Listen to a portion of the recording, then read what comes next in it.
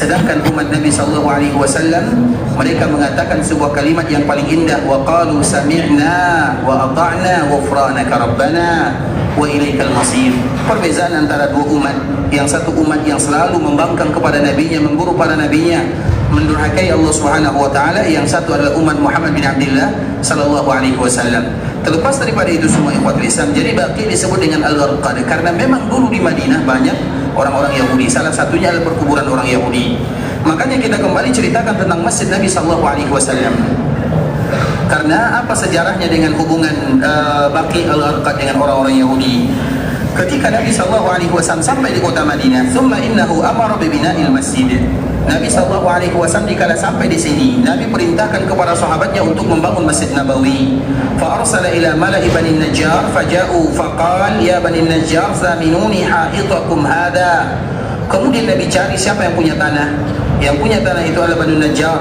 Kemudian Nabi sallallahu alaihi wasallam mengatakan kepada Bani Najjar, "Wahai Bani Najjar, berapa harga tanah kalian?" Karena Nabi sallallahu alaihi wasallam ingin membangun Masjid Nabawi.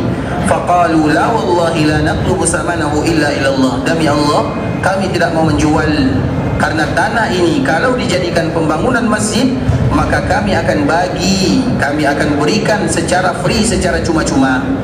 Kemudian dan kami tidak menginginkan harganya kecuali dari Allah Subhanahu wa taala, atau yang kita kenal dengan istilah berdagang dengan berniaga dengan Allah Subhanahu wa taala.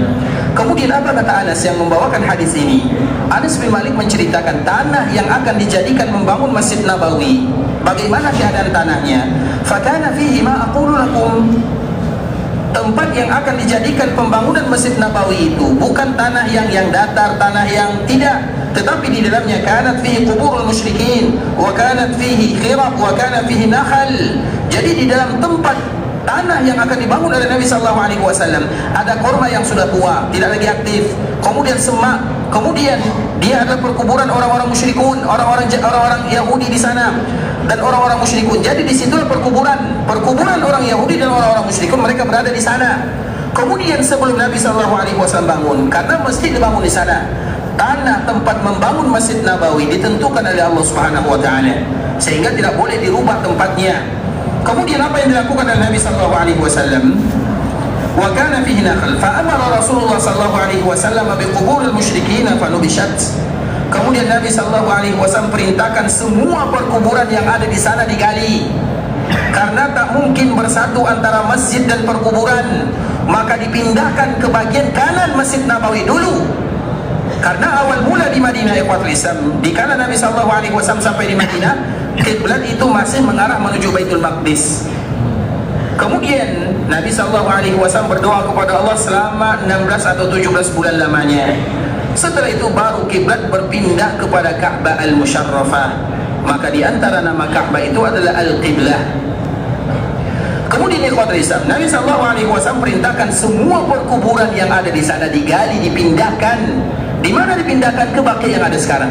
Maka disebut dengan Baqi. Jadi Baqi itu dulu ikhwatul Islam perkuburan semua orang Madinah yang ada di sini, baik itu muslim atau bukan muslim. Hanya saja sekarang itu lebih kepada perkuburan sahabat Nabi, keluarga Nabi, para ulama dan orang-orang yang meninggal di kota Madinah.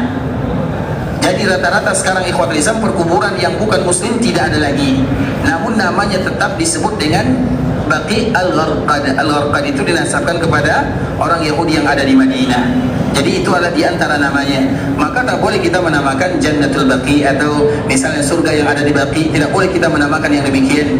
Karena bisa jadi masih ada perkuburan orang-orang musyrikun yang ada di sana dulu-dulu. Dan kita tidak tahu.